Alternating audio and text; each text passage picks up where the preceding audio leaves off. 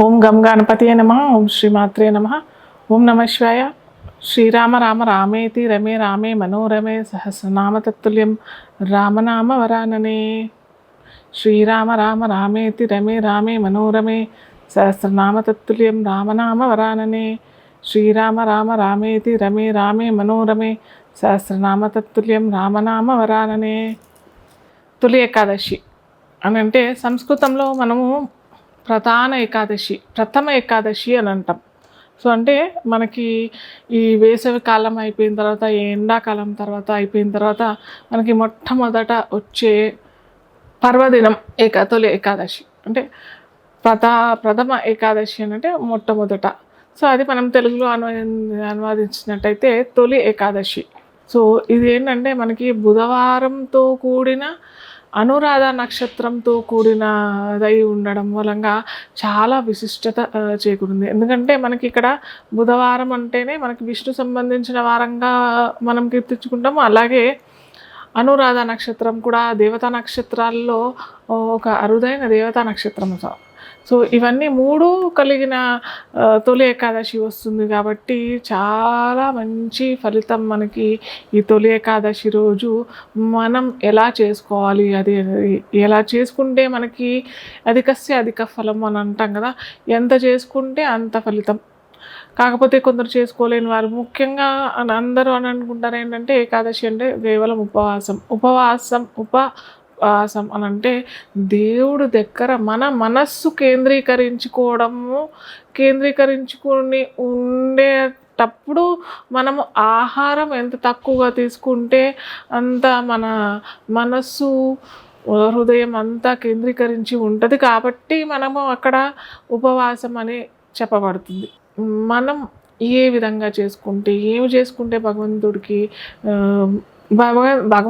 ఏదో మనం చేసుకోవటం కాదు, మనం ఉద్ధరించుకోవడానికి ఏం చేసుకుంటే ఈ జీవితం ఉద్ధరణ పొందుతుంది, ఈ జీవితం సంస్కరించబడుతుంది అని ప్రతి ఒక్కరూ ఆలోచించినట్టయితే మనము ఈ ఏమంటారు ఈ పండగలోని ఆంతర్యం మనకి అర్థమవుతుంది. అమావాస్య ముందర ఏకాదశి వస్తుంది, అలాగే పౌర్ణమి ముందర కూడా ఏకాదశి వస్తుంది. సో మనకి ఇప్పుడు పౌర్ణమి ముందర ఏకాదశి తొలి ఏకాదశి అవుతుంది.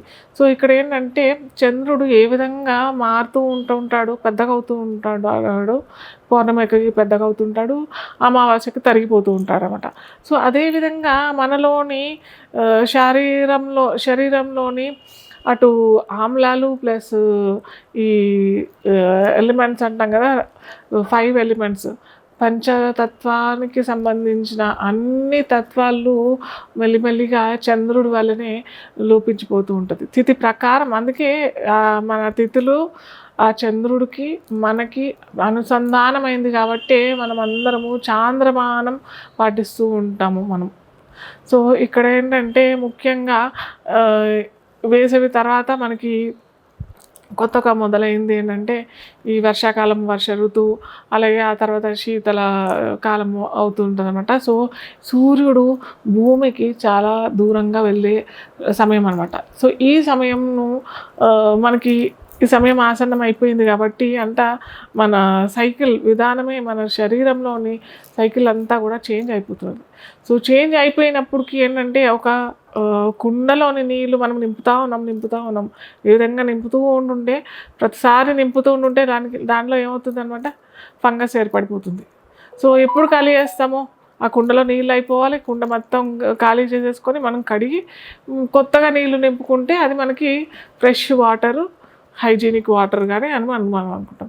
అలాగే ఇది కూడా అంతే కదా, ఒక కుండలానే మనం భావించినట్టయితే దీన్ని కూడా కడుగుతూ ఉండాలి కదా. కడిగి నీట్గా చేసుకొని ఒకరోజు ఆరబెడితే మనకి కొత్త నీరు, కొత్త ఆహారం చేకూరిస్తే అది ఫ్రెష్గా అవుతుంది. సో అదేవిధంగా మనకి ఇప్పటిదాకా 3-4 నెలలు వేసవికాలం అనుభవించేసాము. నీరైనా ఆహారమైనా తీసుకుంటూనే ఉన్నాం. సో ఇప్పుడు మనకి వర్ష ఋతువు, శీతల కాలం వస్తుంది కాబట్టి ఈ ఋతువుకి అనుగుణంగా మనము ఈ కుండను ఖాళీ చేసి ఒకరోజు ఆరబెడితే మళ్ళీ మనకి ఈ వర్ష ఋతువుకి, శీతల కాలానికి అలవాటు పడిపోతుంది. కాబట్టి మనకి భగవంతుడు ఈ తొలి ఏకాదశి అనే రూపంగా మనల్ని సంస్కరించుకోవడానికి మనని మనం ఏంది అటు వైజ్ఞానిక పరంగాను, అటు శారీరక పరంగాను, అటు మానసికంగాను అన్నిటికీ అనుకూలంగా అనువనయంగా చేర్చుకునే సమయం ఈ మనకి తొలి ఏకాదశి. ఈ తొలి ఏకాదశి ఎవరిని మనం ఆరాధిస్తే బాగుంటుంది అంటే విష్ణు భగవాన్ స్థితికారకుడు కదా. స్థితికారకుడు అయిన విష్ణు భగవానుడు శయన ఏకాదశి కూడా అని అంటాం మనం. అంటే ఈ రోజు నుంచి అంటే ఈ తొలి ఏకాదశి రోజు నుంచి బలి చక్రవర్తి కోరుతాడనమాట తన ప్రపంచానికి, తన తన లోకానికి రమ్మని చెప్పి, పాతాళ లోకానికి మన బలి చక్రవర్తి అక్కడ పరిపాలిస్తాడు కాబట్టి. సో ఆ టైంలో ఈ 4 మాసాలు నా దగ్గర ఉండాలి అనే ఆ స్వామి, ఆ బలి చక్రవర్తి స్వామిని కోరుకుంటాడు కాబట్టి ఈ తొలి ఏకాదశి నుంచి మనకి శయన ఏకాదశి అని కూడా అంటాము, చాతుర్మాస్యం అని కూడా అంటాము. ఎందుకంటే ఇప్పుడు ఆషాఢం మొదలు, ఆషాఢం, శ్రావణం, భాద్రపదం, ఆశ్వయుజం, తర్వాత వచ్చే కార్తీక మాసం నుంచి మళ్ళీ మనకి విష్ణు భగవానుడు వేరే లోకానికి వచ్చేస్తాడు కాబట్టి ఈ చాతుర్మాస వ్రతం అనేది కూడా మనకి రేపు తొలి ఏకాదశి నుంచి స్టార్ట్ అవుతుంది అన్నమాట. సో ఈ విధంగా విష్ణు భగవానుడిని మనము కీర్తిస్తాం కాబట్టి విష్ణువుకి సంబంధించిన ఏదైనా చేసుకోవచ్చు. విష్ణు సహస్రనామం ఎంత చేసుకుంటే అంత మంచిది. విష్ణు సహస్రనామ పారాయణం ఎంత చేసుకుంటే అంత మంచిది.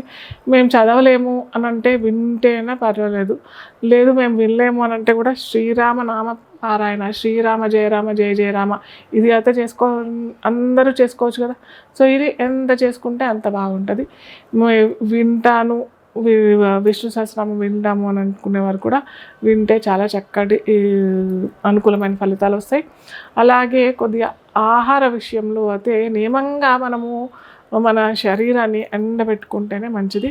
రేపు ఏ ఆహారం తీసుకోకుండా మేము కొంతమందికి షుగరు, డయాబెటిక్, బీపీ వీళ్ళందరూ ఉంటారు కాబట్టి వాళ్ళు ఖచ్చితంగా పాలు పళ్ళు తీసుకున్నా ఏం కాదు.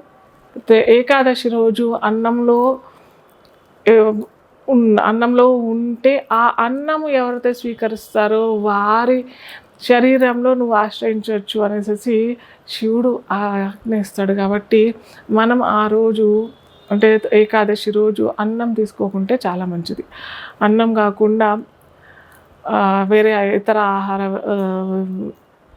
పళ్ళు, పలహారాలు, పాలు ఇలాంటివి తీసుకుంటే ఏమీ కాదు. ఇలా ఏమీ తీసుకోకుండా మేము కేవలం మంచినీళ్ళు తీసుకొని లేదా పేలాలకు సంబంధించిన పేలాల పిండి ఏమైనా చేసుకుంటాము అని అంటే కూడా చేసుకోవచ్చు. అది మీ ఇష్టం. మీ సామర్థ్యం, శారీరక సామర్థ్యాన్ని బట్టి మీరు ఉపవసించవచ్చు. మెయిన్ ఇక్కడ మనకి ఆహారం కాదు, ఇక్కడ మనం భగవంతుడితో మనము భక్తితో ఉంటాము, భగవంతుని సాన్నిధ్యంతో ఎలా ఉంటాము అనేది ముఖ్యమైన సంఘటన ఇక్కడ.